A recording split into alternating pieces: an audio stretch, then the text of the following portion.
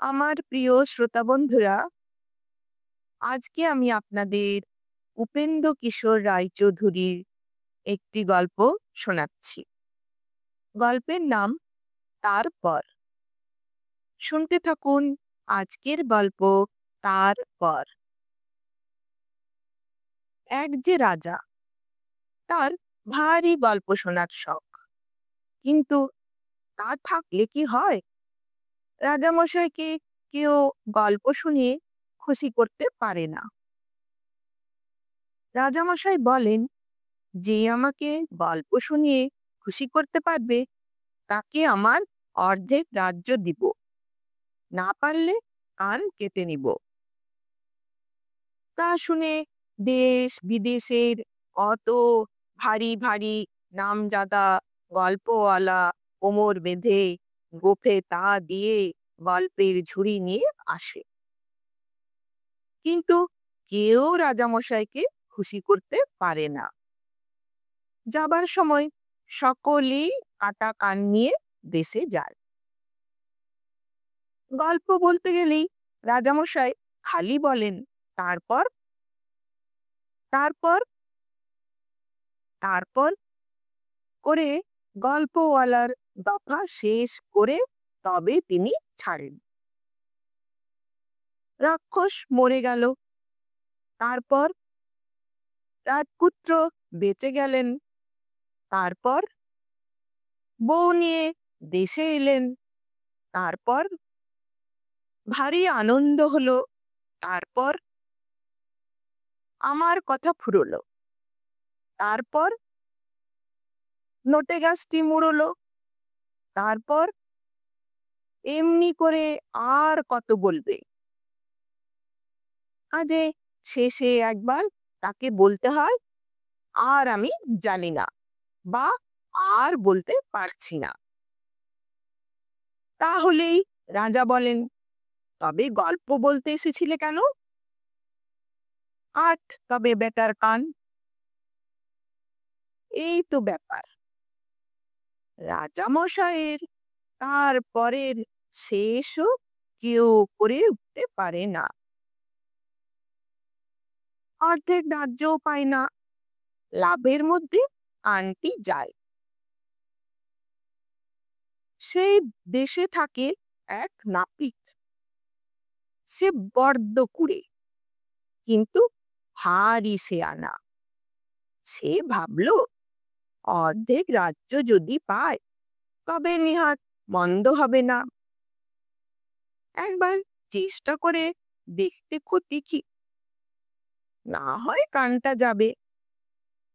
এই বলেই সে জামা জোড়া পরে মস্ত পাগড়ি বেঁধে লম্বা ফোঁটা কেটে রাজার সভায় গিয়ে লম্বা সেলাম ঠুকে জোর হাতে বলল, মহারাজের জয় হোক। হুকুম হয় তো কিছু গল্প শোনাই। রাজা বললেন, ভালো ভালো, কিন্তু আমার শর্ত জানো তো? খুশি করতে পারলে অর্ধেক রাজ্য দিব, না পারলে কানটি কেটে নিব। নাপিত বলল, আমার গল্পের আগাগোড়া শুনতে হবে, মাঝখানে থামতে বলতে পারবেন না। রাজা বললেন, তাই সই, আমিও তো তাই চাই। তখন নাপিত চাকর মহলে গিয়ে আচ্ছা করে ছিলিম ৮-১০ তামাক টেনে এসে খুব গম্ভীর হয়ে বলতে লাগলো, মহারাজ, এখান থেকে অনেক দূরে এক আজব দেশ আছে। অমনি মহারাজ বললেন, তারপর? সেইখানে অনেক দিন আগে ভারী নামজাদা এক রাজা ছিলেন। তারপর তার রাজ্যের এক ধার থেকে আরেক ধার যেতে ৬ মাস লাগত। তারপর আর সে রাজ্যের মাটি যে কি সরেস ছিল, কি বলবো। তারপর তাতে এক সের ধান বুনলে 10 মণ ধান পাওয়া যেত।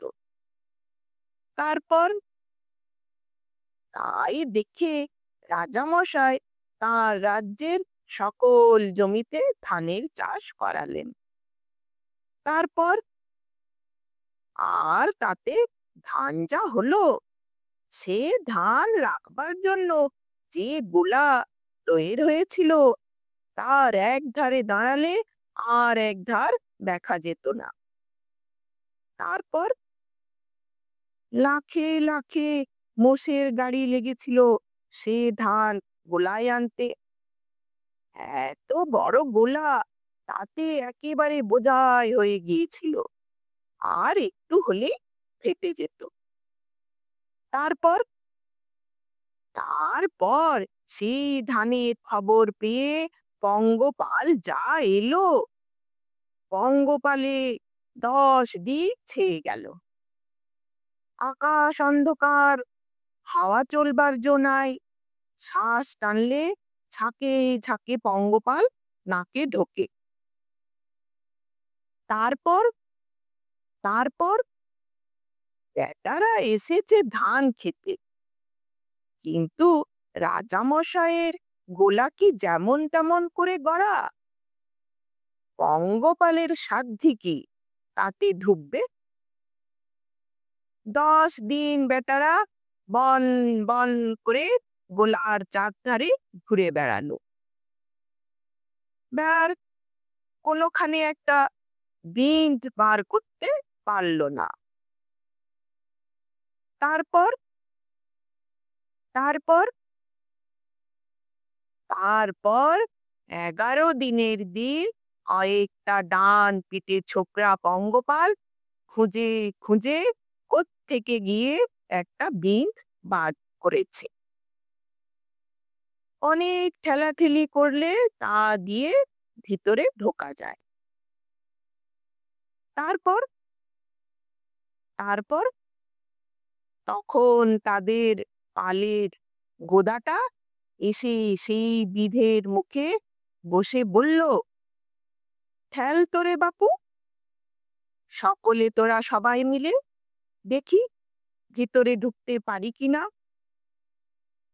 তারপর তারপর ও, সে কি বিষম ঠেলাঠেলি! গোদা বেটা চ্যাপ্টা হয়ে গেল, তবু বলল, ঠেল ঠেল। তারপর শেষে অনেক কষ্টে অর্ধেক ছাল বাইরে রেখে তবে গিয়ে ভিতরে ঢুকলো। তারপর ঢুকে একটি ধান মুখে করে নিয়ে বিঁধের কাছে এসে বলল, এবারে আমাকে টেনে বার কর। তারপর ওহ, সে কি টানাটানি! আর একটু হলেই বেটা ছেড়ে যেত। যা হোক, অনেক কষ্টে সে ধানটি নিয়ে বাইরে এলো। তারপর তারপর আর এক বেটা গিয়ে বসেছে সে বিধের মুখে, আর তেমনি ঠেলাঠেলির পর ভিতরে ঢুকছে, আর একটি ধান নিয়ে তেমনি টানাটানির পর বাইরে এসেছে। তারপর তারপর আরেক বেটা, তারপর আরেক বেটা, তারপর আরেক বেটা, তারপর আরেক বেটা। রাজামশাই যতই বললেন তারপর, নাপিত ততই খালি বলে আরেক বেটা।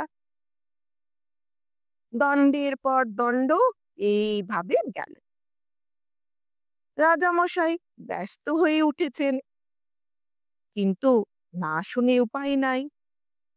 বলেছেন আগা গোড়া শুনবেন, থামিয়ে দিতে পারবেন না। সন্ধ্যার সময় রাজামশাই আর থাকতে না পেরে বললেন, আরে আর কত বলবে, এখনো কি শেষ হলো না? নাপিত জোর হাতে বলল, সে কি মহারাজ, সবে তো আরম্ভ। গুটি কয়েক পঙ্গপাল সবে গুটি কয়েক ধান নিয়েছে। এখনো গোলা ধানে বোঝায়, আকাশ পঙ্গপালে অন্ধকার। কাজেই আর কি করা যায়? আরো দুদিন বসে পঙ্গপালের কথা শুনলেন।